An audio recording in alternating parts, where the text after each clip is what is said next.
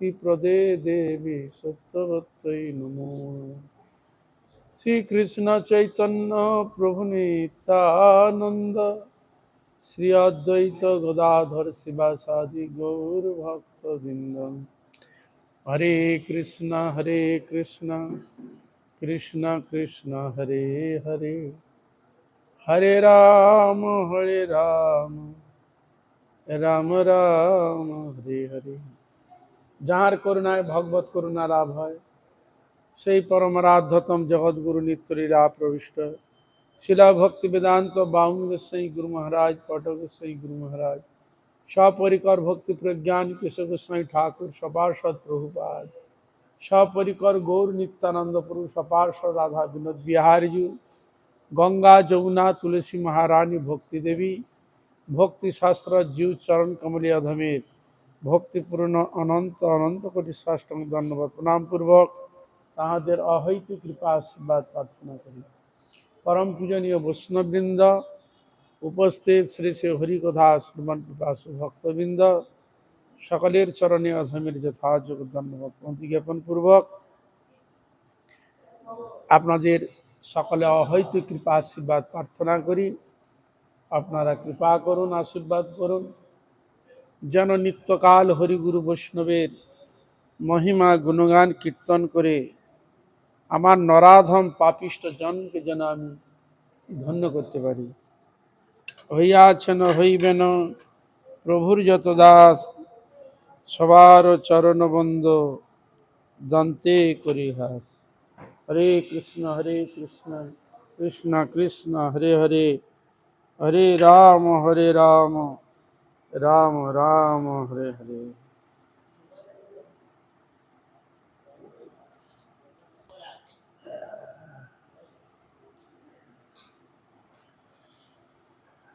আমরা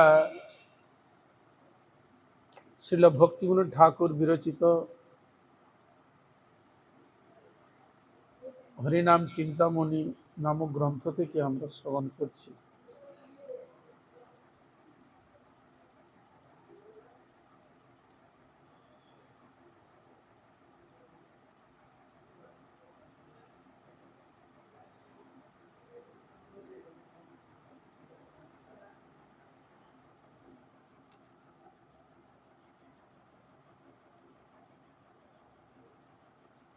দেবা নিবেদিত দ্রব্য ভক্ষণে শিকার, কালোদিত ফলাদির অনর্পণ আর। বলছেন ফলাদি বস্তু ভগবানকে নিবেদন না করে গ্রহণ করবে না, খাবে না। সব সময় ভগবানের নিবেদিত প্রসাদ গ্রহণ করার চেষ্টা করবে। তাহলে আমাদের নিবেদিত প্রসাদই আমাদের হৃদয়ের মধ্যে ভক্তি জাগ্রত করে। প্রসাদে সর্বদুঃখানাম হানিরস্য প্রজায়তে। প্রসাদ কোনোদিন কারো হানি করে না। প্রসাদ আমাদের সর্বদুঃখ থেকে নিস্তার করে। এই জন্য শাস্ত্র ভগবান গোবিন্দের প্রসাদের মহিমা, চরণামৃতের মহিমা ইত্যাদি বহু কিছু মহিমা শাস্ত্রে বর্ণন দিচ্ছে। ভগবানকে নিবেদিত করে যদি প্রসাদ না খাওয়া হয় তাহলে তা তো অপরাধ হয়। দেব প্রতি পৃষ্ঠ করি সম্মুখে আসন, দেবাগ্রে অন্যের অভিবাদন পূজন। যে খাদ্যদ্রব্যের অগ্রভাগ অন্যে খাইয়াছে তাহা দেবতাকে দেওয়া অপরাধ। বুঝলেন? হরে কৃষ্ণ। যে খাদ্যদ্রব্য তৈরি হয়েছে তো ভগবানকে দেওয়া হয়নি, তার আগে সে খেয়ে ফেলেছে, ওইটা দেবতাকে দেওয়া যাবে না। ভগবানকে নিবেদন করা যাবে না, সে অগ্রভাগ আগে নিয়ে চলে গেছে। যদি নেয় সেটাকে যদি আবার দেয়, সেটা অপরাধ। নিয়ে চলে গেছে, সেখান থেকে বস্তু ভগবানকে দেওয়া যাবে না।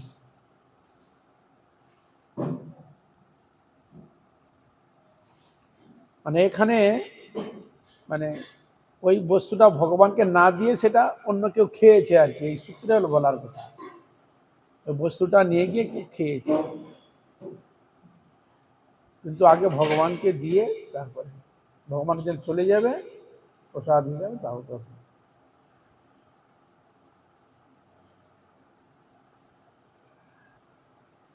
গুরু প্রতি মৌন নিজ স্তোত্র আলোচন, দেবতা নিন্দন এই দাতৃংস প্রকার। কোথায় গেল? দেবাগ্রে অন্যের অভিবাদন পূজন, গুরুপতি মৌন নিজ স্তোত্র আলোচন। দেব মন্দিরে দেবতার অগ্রে অন্য কাউকে অভিবাদন করিবে না। ভগবানের সামনে কাউকে অভিবাদন করা যাবে না, কেন? সকল অভিবাদনের মূল ভগবান। ভগবানের সামনে করা যাবে না। যদি করতে একটু এগিয়ে গিয়ে করো, পাশে গিয়ে করো, কিন্তু ভগবানের সামনে অভিবাদন করা যাবে না। কিন্তু বর্তমান কলিকাল মানুষ মান পূজার প্রতিষ্ঠার দ্বারা কি না করে।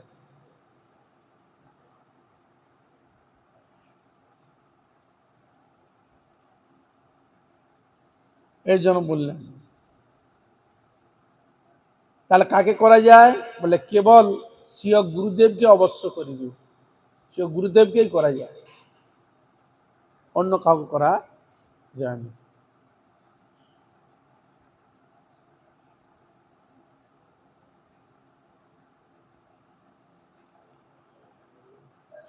শ্রী বিগ্রহ সম্মুখে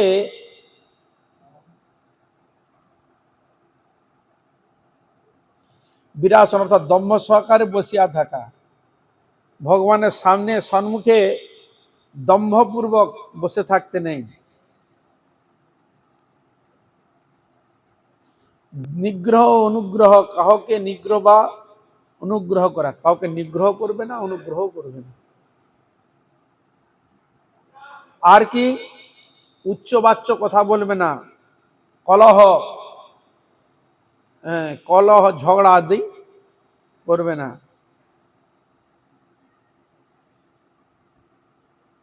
আর বললেন লোভ কম্বল ধারণপূর্বক সেবা কার্য করবে না। কম্বল লোম জাতীয় না, কি হবে? বললে উড়ে উড়ে উড়ে উড়ে সব জায়গায় পড়বে।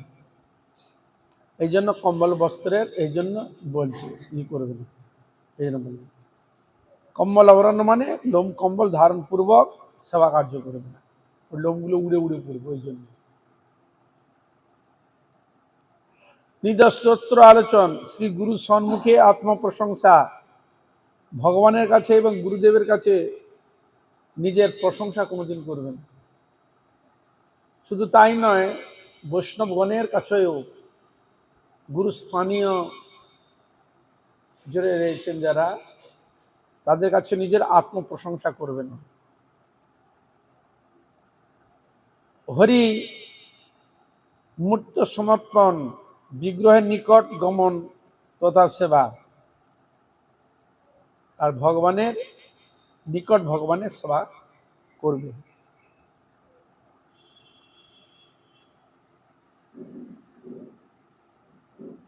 এই প্রকার দেবতার আর কি? দেবতাদের নিন্দা করবে না।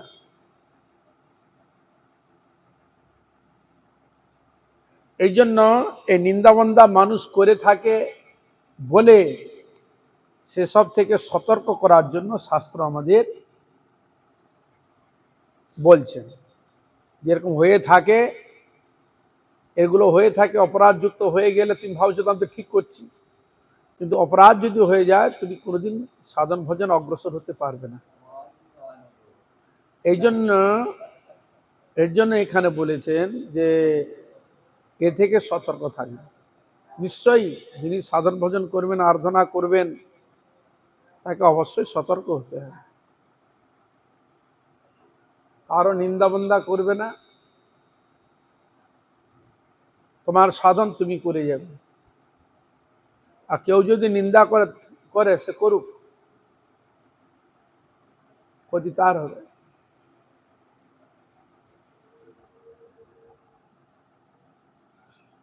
অন্য শাস্ত্র মতে প্রকার বর্ণন কি বলছেন? অন্যত্র আছয় অপরাধ অন্যতম, সংক্ষেপে বলিব প্রভু তব ইচ্ছা মতো। এসব প্রসঙ্গ কথা ছিল হরিদাস ঠাকুর চৈতন্য মহাপ্রভুকে জীব কল্যাণের জন্য। মহাপ্রভু তো প্রশ্ন করেছিলেন হরিদাস ঠাকুর, তো হরিদাস ঠাকুর জীবের কল্যাণের জন্য এইসব কথাগুলো পরিষ্কার করে দিচ্ছে। সাধন ভজন যারা করবেন, আরাধনা করবেন, তাদের মধ্যে যাতে ভুল ত্রুটি না হয় সে সংশোধনের জন্য ভক্ত ভগবানের প্রশ্ন উত্তর শাস্ত্রে উল্লিখিত হয়। কি বলছেন? রাজা অন্ন ভোজন আর অন্ধকার ঘরে, প্রবেশিয়া দেবমূর্তি সংস্পর্শ ন করে। বলছে অন্ন ভোজন খেতে বসেছে, অন্ধকারে ঘরে খাবে না, অন্ধকারে খাবে না কোনোদিন। খাওয়া দাওয়া ভোজন আদি অন্ধকার ঘরে কোনোদিন করবে। লাইট জ্বালাবে বা একটা কিছু জ্বালিয়ে তবে খাবে, অন্ধকারে খেতে নেই, খেলে অপরাধ হয়। আর কি বললেন? অন্ধকারে দেবমূর্তি স্পর্শ করিতে নাই, অন্ধকারে। অবিধি পূর্বক হরি মূর্ত উপসর্পণ, বিনা বাদ্যে মন্দিরে দ্বার উদ্ঘাটন। আর মন্দিরে যখন প্রবেশ করবে হাত তালি দিয়ে প্রবেশ করবে।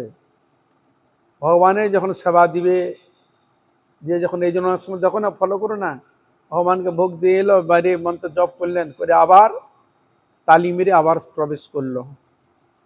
আবার নতুন যখন আবার মন্দির যখন আবার খুলবে তখন প্রণাম করে 3টি তালি দিয়ে মন্দিরে প্রবেশ করতে হয়।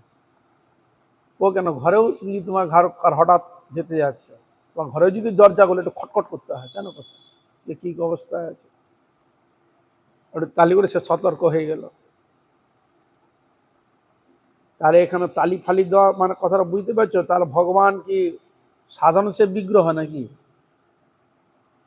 হ্যাঁ, যে সাধারণ কাঠ পাথর হতো তাহলে কেউ তালি মেরে ঢুকতো? হ্যাঁ, তাহলে ভগবান সাক্ষাৎ গোবিন্দ। আমাদের মতো বদ্ধজীবকে কৃপা করার জন্য ভগবান বিগ্রহ রূপে এসেছেন। দেখুন, বিগ্রহ যদি না আসতেন, আমরা তাকে দর্শন করার জন্য আসতাম, তার মন্দির পরিক্রমা করার জন্য আসতাম, তাকে নিবেদিত প্রসাদ গ্রহণ করার সুযোগ হতো, তার চরণামৃত গ্রহণ করার সুযোগ হতো, সৎসঙ্গ করার সুযোগ হতো। ভগবান কৃপাময় বলেই তো হয়েছে।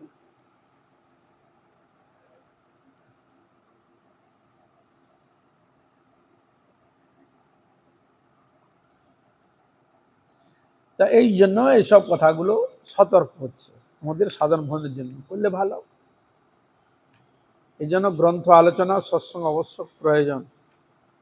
আর গ্রন্থ না দেখে সব যদি সব জানতা বলে মনে করে, তাহলে শুধু গ্রন্থ ঘাঁটবে না, যেটা করবে খেয়াল খুশি সেটাই তার কাছে বেদ বাক্য বলে সে মনে করবে, কোনোদিন না। সৎসঙ্গ অবশ্য প্রয়োজন। সারমেয় দৃষ্ট খাদ্য দেবে সমর্পণ, অর্চন সময় মৌন ভঙ্গ কারণ। ভগবানকে সার বস্তু, সুস্বাদু বস্তু ভগবানকে ভোগ দিবে, এটা খুব ভালো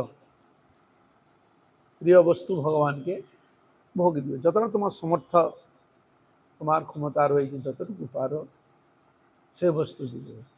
আর দেখলো নিজে ভালো মন্দ খাচ্ছে, হ্যাঁ, দোকানদানি ভালো মন্দ খাচ্ছে, পেট পুরে খেয়ে নিচ্ছে, আর ভগবানের জন্য এটা কিছুই আসে না। ওই আসে শুধু 2-4টা করে নকুল দানা রেখে দিচ্ছে, 3টা বের করে দিল, 3টা দিয়ে হয়ে গেল। এবার আমাদের সঙ্গে গিয়েছিল, ওই ছোট ছোট 4টা থালা রেখেছে, 1টা করে নকুল দানা, 3টা 1টা করে, খুব ছোট ছোট নকুল দানা। বাহ! কিন্তু অর্থ আছে, পয়সা, শাস্ত্রে বলা রয়েছে তোমার ক্ষমতা আছে, তুমি সেবা করতে পারবে, তার মধ্যে একটা কিছু করো। কিন্তু ওই যে এইটুকু দেয়, ওটা বৈগুণ্য দোষ এসে যায়, ওটা বৈগুণ্য দোষ এসে যায়। তো ওকে যদি বলা হয় সারাদিন তো খাস, ওই একটা নকুল দানা জল খেয়ে থাক, তাই এই জন্য আমরা গুরুত্ব দিই না। ব্যাপার হচ্ছে নিজেদের খাওয়া দাওয়ার দিকে, নিজের প্রীতিবিধানের জন্য, সুখ ভোগের জন্য যতটা নিজেকে সতর্ক হয়, করার চেষ্টা করে, ভগবানের জন্য অতটা কেউ করে না। ভগবানের নামের কথা বলে আজকে উঠবে, সেবার কথা বললে আজকে উঠবে, কিন্তু নিজের সেবার জন্য, নিজের ভোগবৃত্তির জন্য সেখানে আজকেও উঠবে না, কোনো কিছু করবে না। এটাই দুঃখের বিষয়।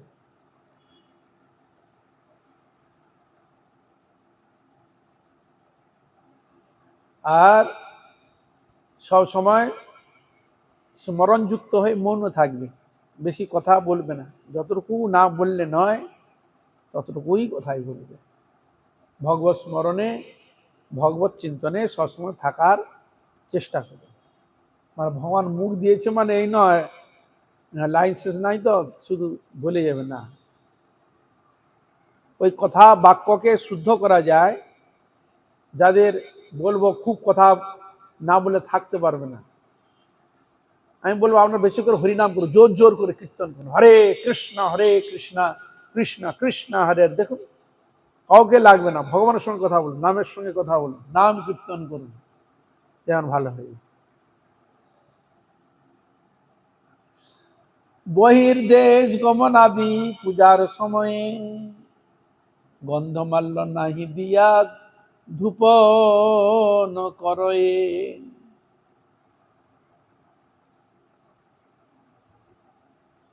এই জন্য বহির্দেশে যখন গমনাগমন করবে পূজার সময়,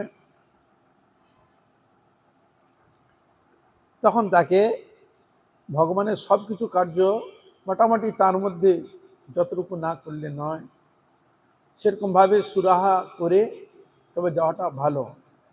অনেক সময় দেখা যায় কিছু কিছু সময় এমন হতো কাজের চাপ এসে যায়, ক্ষেত্র বিশেষে নিয়ম নিষ্ঠা করে যতদিন যা করতো তার থেকে দেখালে একটু হালকা হয়ে অন্যমনস্ক হয়ে যায়, ওটাই স্বাভাবিক।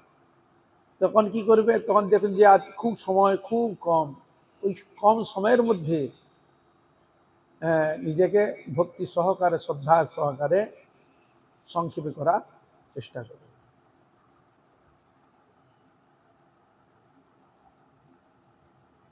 অনহ পুষ্পেতে কৃষ্ণ পূজাধিকরণ, অধৌত বদনে কৃষ্ণ পূজা আরম্ভ। বাসি ফুলে পূজা নিষেধ, বাসি ফুলে পূজা করতে নেই। কিন্তু বর্তমান কলিযুগে অত ফুল পাবে কোথায়, গাছও পাবে কোথায় এত? দেখুন এই যে আমার যখন তো বাসি, জল জল দিয়ে করে সে করে নিয়ে এসছে, সব তো বাসি। আবার শাস্ত্র নিয়ম হয়েছে ফুল পেড়ে যদি ফুল পাড়তে গেছেন, হয়তো তোমার আপনার গাছ আছে, হ্যাঁ, ফুল পাড়তে কারণবশত কিছু ভালো ফুল হয়তো পাড়তে পাড়তে পড়েই গেল নিচে, মানে মাটি স্পর্শ করলো, মাটি স্পর্শ করা ফুল সেবায় লাগে না।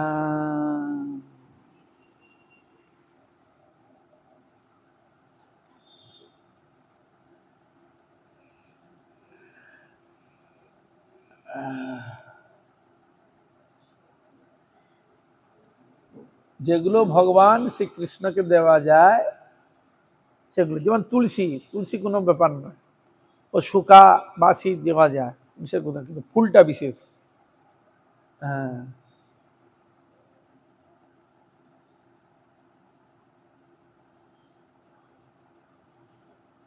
আবার তুলসী পাতা তুললো, ধুইল না, এমনি দিয়ে দিল, তা হবে না। পরিষ্কারিত করবে, নোংরা টোংরা লেগে থাকে, ধুলোবালি থাকে, তো ধৌত করে দিবে।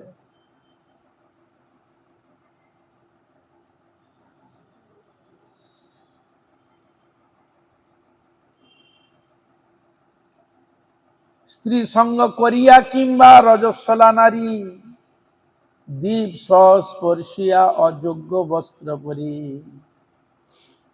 সবার ক্ষেত্রে নিষেধ করছে, স্ত্রী সঙ্গ করে, রজস্বলা, দীপদান সব স্পর্শ করে এবং অযোগ্য বস্ত্র পরিধান করে, নোংরা অধৌত এই বস্তু করে সেবা করলে অপরাধ হয়ে যায়। সব হেরি অধবায়ু করিয়া মক্ষণ, ক্রোধ করি শ্মশানেতে করিয়া গমন। আবার কি, সবকে দেখলো, দেখে করা যাবে না, বলেছে সব দেখে করা যাবে না। অধবায়ু, অধবায়ু করে করা যাবে না। আর ক্রোধ, খুব ঝগড়া লাগিয়ে দিচ্ছে নিজের মধ্যে, খুব নিজের মধ্যে লেগে গেছে, খুব ঝগড়া পূজা দিয়ার মধ্যে, রেগে একবার ঘর ঘর ঘর করতে দুইজন, ওই ওই রেগে টেগে গিয়ে ভগবানের সেবা করলে হবে না। হ্যাঁ, ক্রোধবশত এই করে ভগবান সেবা করা, মন বসবে না তো, মানে গঙ্গ গঙ্গ করবে, অন্যদিকে মন চলে যাবে। এই জন্য সাধারণ ভোজন ব্যক্তি মটকাটাকে সবসময় ঠান্ডা রাখতে হবে, যেখানে যা সেখানে সমাপ্ত করে দিবে। এই জন্য সাধারণ ভোজন ব্যক্তি সবসময় যেখানে দেখছে, যার যেখানে সেরকম হয়তো মিল হলো না বা কোনো বশত কিছু হলো না, তা থেকে দূরে থাকাই বেস্ট, মঙ্গল। মনোমালিন্য, ক্রোধ, রাগ প্রকাশ, এতে উভয়েরই সাধন ভজনের ক্ষতি হয়। এই জন্য সাধন ভজনীয় ব্যক্তি সবসময় সতর্ক, কারণ এইসব ক্রোধ আদির দ্বারা আমাদের সাধন ভজনে বিরাট ক্ষতি করে, মনুষ্যের ক্ষতি করে। ক্রোধ একটা খুব খারাপ জিনিস।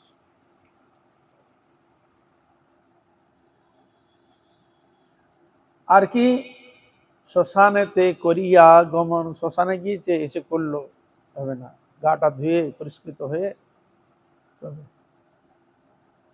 অজীর্ণ উদরে আর কুসুম্ভ পৈনা, সেবন করি আর তাম্বুল। অজীর্ণ, অনেক সময় দেখবেন হাই উঠে, ও ও ঢেকুর উঠছে, হাউ হাউ করছে, ও তো আছে। এই রান্না বান্নার সময়ও নিষেধ করা আছে।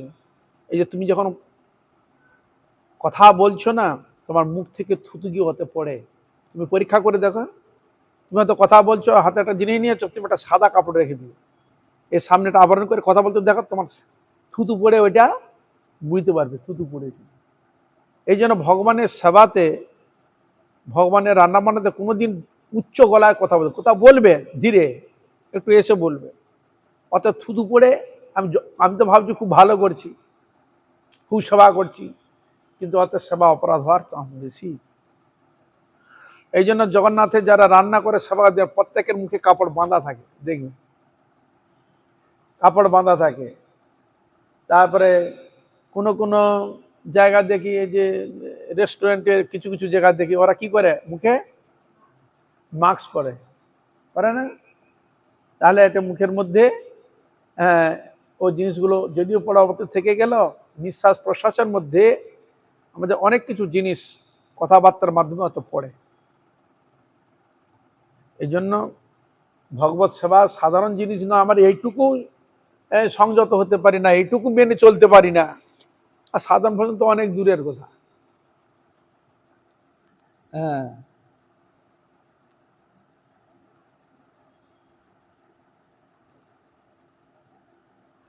আর বললেন তাম্বুল এসব বস্তু চিবাতে চিবাতে গিয়ে এসব কাজ কোনদিন করবে না। খেতে খেতে গিয়ে ঢুকে এলাম না, তৈল মাখি করে হরিষি মূর্তি পর্ষণ, হিরণ্য পত্রস্থ পুষ্পে কর এ অর্চন। তৈল মাখি, তৈল মেখে ভগবানের অঙ্গ স্পর্শ করতে নেই। তৈল তৈল তেল মেখে। আর এরন্ডা একটা গাছ আছে, তার ফুলে কোনোদিন পূজা করতে নেই। এরন্ডা বৃক্ষ, তার ফুল হয়।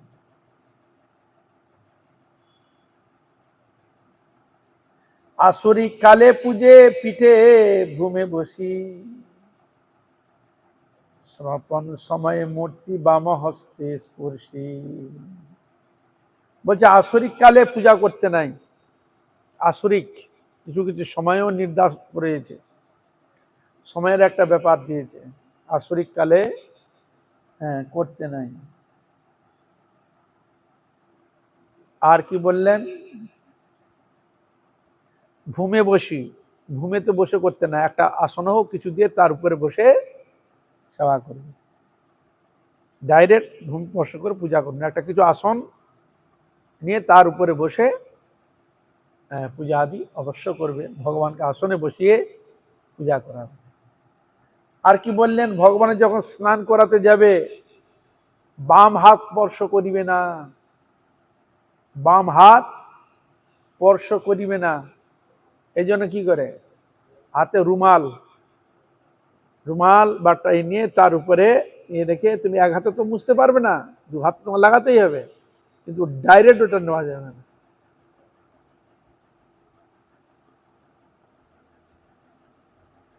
বাম হাতে স্পর্শ করবে না, ডাইরেক্ট হাতে।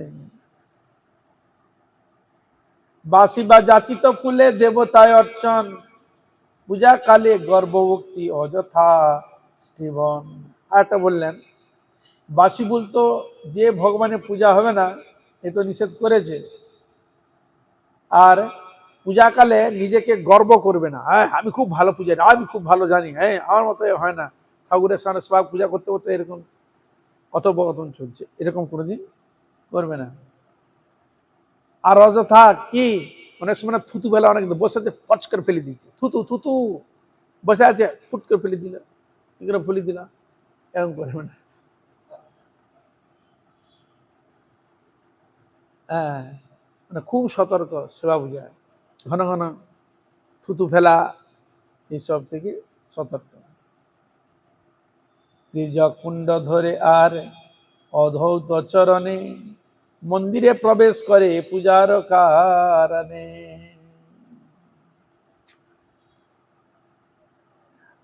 আর পূজা করলে অবশ্য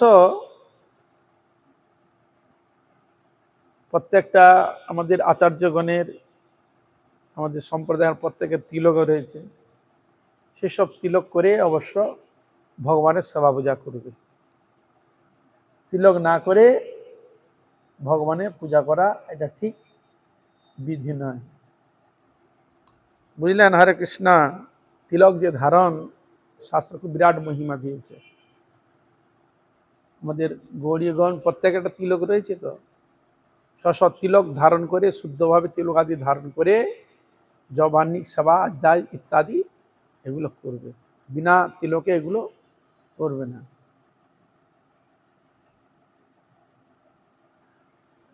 আর অধৌত, বাইরে থেকে এলেন মন্দিরে ঢুকে গেল, পাটা ধুইল না, কিছু করলো না, এরকম হবে না, অপরাধ হবে। অবৈষ্ণব পক্ষ করে দেবে নিবেদন, অবৈষ্ণবে দেখাইয়া করয়ে পূজন। এখানে বলেছেন শুদ্ধ বৈষ্ণব দ্বারা যে অন্য পক্ষ হয় তাহাই কৃষ্ণকে নিবেদন করা যায়। কৃষ্ণ পূজার সময় কোনো অবৈষ্ণব তথায় থাকিবে না। এই যে প্রসাদ পাকানো যে ব্যাপারটা, এটা অদীক্ষিত হলে হবে না। যিনি নিষ্ঠা সহকারে দীক্ষিত ব্যক্তি ভগবানের সেবা করে, তাকে সেইভাবেই ই করে সুষ্ঠুভাবে হবে। যিনি অবৈষ্ণব তিনি পক্ক করলো, রান্না করলো, ওইটা ভোগ দিলে কত অপরাধ হয়। এমনকি অবৈষ্ণবকে দেখিয়াও যদি পূজা করে সেখানেও নিষেধ করেছে। তাহলে এখানে বলার তাৎপর্যটা কি? দেবতা না হলে তো দেবতার পূজা করা যায় না। তুমি কার পূজা করো? দেবতার পূজা করো, ভগবানের পূজা করবে। তা তোমার মধ্যে যদি আচরণটা যদি না থাকে তা তোমার সবার অত হুঁচুক কিসের? যদি হতে চাও ভালো করে তৈরি হয়ে করো, শুদ্ধভাবে করো, তাহলে তো হলো। তোমার একান্ত যদি ভগবানের নিষ্ঠা সহকারে ভগবানের সেবা করা, পূজা করা একান্ত যদি ইচ্ছা হয়, তবে সেইভাবে শাস্ত্রে যেগুলো নিয়ম নিষ্ঠা করা রয়েছে শুদ্ধভাবে, হ্যাঁ, নিয়ম নিষ্ঠা সহকারে সেবা পূজা করো। তাহলে অবৈষ্ণবে যখন সেবা ভগবানকে দেওয়া যায় না, তা তুমি বৈষ্ণব হও, ভক্ত হও, তবে সেবা করো। এই পাশে হৃদয়ে জাগবে আর এই পাশে আচরণ করব না, এটা বললে হবে। যজ্ঞ দান তপোহবম সাধ্যায় পিতৃতর্পণম ব্যর্থং ভবতি তৎসর্বম ঊর্ধ্বপুণ্ড বিনাকৃতম। ঊর্ধ্বপুণ্ড ধারণের শাস্ত্র অনেক বিধি বিধানও দিয়েছে। শ্রীমান এই তিলক না করে সন্ধ্যা বন্দনা আদি কিছুই করা যায় না, এটা মহাপ্রভু শিক্ষা দিয়েছেন। মহাপ্রভু ছেলেদের পড়াতেন তো, ওদিকে বলে দেখো সকালেই সন্ধ্যা বন্দনা করে নিয়ম নিষ্ঠা করে তোমরা স্কুলে আসবে। তাই মহাপ্রভু যখন ক্লাসে প্রবেশ করতেন তখন তখন নিয়ম কি ছিল, ছাত্র দাঁড়াতো, দাঁড়িয়ে মহাপ্রভু দেখতো ওদের কপালের দিকে তাকিয়ে, মানে তিলক করেছে কিনা। তিলক যদি করে তাহলে সন্ধ্যা বন্দনা করে এসছে, আর তিলক যদি না থাকে তাহলে সন্ধ্যা বন্দনা করেনি, এটাও বুঝে যাবে। এরকম মহাপ্রভু রোজ দেখে কোনো অসুবিধা হয়নি। একদিন হঠাৎ দেখলো একটা ছেলে, হ্যাঁ, তার কপালে তিলক নেই। মহাপ্রভু তখন তাকাতে, এই তুমি আজকে সন্ধ্যা বন্দনা করনি? বলে আমি সন্ধ্যা বন্দনা করেছি। তা তোমার কপালে তিলক কোথায়? বলে আমি তিলক করতে ভুলে গেছি। অনেক সময় ভুল হয়, তা তিলক করিনি মনে হচ্ছে তিলক, অনেক সময় চশমা দেখো আমাদের চোখে রয়েছে, খুঁজে বেড়াচ্ছি চশমাটা কই, এরকম ভুল হতেই পারে। তো যথাপি মহাপ্রভু জগৎকে শিক্ষা দেওয়ার জন্য তার এই লীলাটা প্রদর্শন হচ্ছে। তখন মহাপ্রভু তখন বলছে দেখো তুমি তিলক না করে যে জমানি করেছো না, ওইটা ফল তুমি পেলে না। তাহলে ওই ফল কে পেল? অসুরে ওই হরণ করে নিয়ে চলে গেছে। অসুরে ওই তোমার সন্ধ্যা বন্দনা আদির ফল ও অসুরে নিয়ে চলে গেছে, অসুর বলবান হয়ে গেল, তুমি কিছু পেলে না। যাও আবার ভালো করে যাও, তিলক টিলক করে সন্ধ্যা বন্দনা করে বেশ। আমরা ভগবানের সেবা করব, ভগবানের নিয়ম নীতিটাকে মানবো না, আদর্শটাকে নেব না, এম করলে হয়? আর মন সাচ্চা যদি সব সাচ্চা হতো তাহলে এই নিয়মগুলো কেন দিয়েছে শাস্ত্রে? প্রশ্ন তো এইটা আমাদের মটকাতে জাগে না। যদি আমার মতো মন সাচ্চা সব সাচ্চা যদি হয়, তাহলে এখানে তিলক আদি করা, এইসব পরিশ্রম করা কি দরকার? ওইটা করতে তো টাইম লাগছে, ওগুলো তাকে সংগ্রহ করতে হচ্ছে। তো ওইগুলো যদি কোনো প্রয়োজন যদি না থাকতো তাহলে সকল জন নিয়মে হওয়া উচিত ছিল।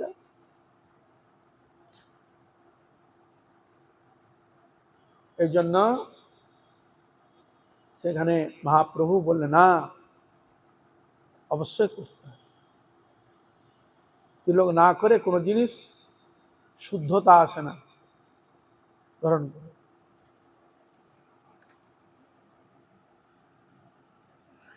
তাহলে এখানে বোঝা গেল অবৈষ্ণব পক্ষ করে নিবেদন দেবে, নিবেদন অবৈষ্ণব দেখাইয়া করে পূজন, এটাও অপরাধ। অবৈষ্ণব পক্ষ দ্রব্য ভগবানকে দেওয়া যাবে না, ভোগ দেওয়া যাবে না। কুড়ে যদি যা দিবি দে লাগিয়ে হবে না।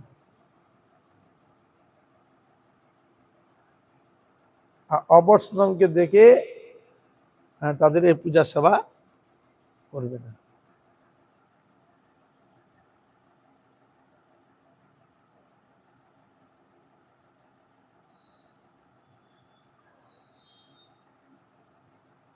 আর কি বললেন, কুকুর দৃষ্ট, কিছু জিনিস ঠাকুরের জন্য নিয়ে যাচ্ছে, কুকুর তাকিয়ে তাকিয়ে দেখছে এরকম করে।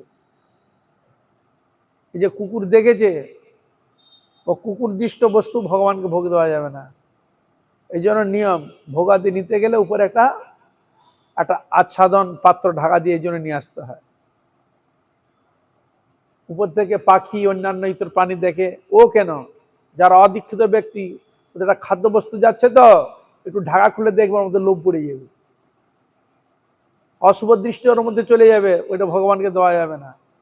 এই জন্য ভগবানের বস্তু রান্না করতে গেলে একটু আচ্ছাদন, সেখানে অদীক্ষিত কেউ যাবে না, একমাত্র সেবক যিনি সেবা করেন তিনি একমাত্র ওখানে গিয়ে শুদ্ধভাবে ভগবানের রান্না করবে। সেখানে কোনো গল্প গুজব হবে না, কেউ যাতায়াত করবে না, ভক্তি ভাবে ভগবত স্মরণযুক্ত চিন্তন করে ভগবানের রান্না হয়।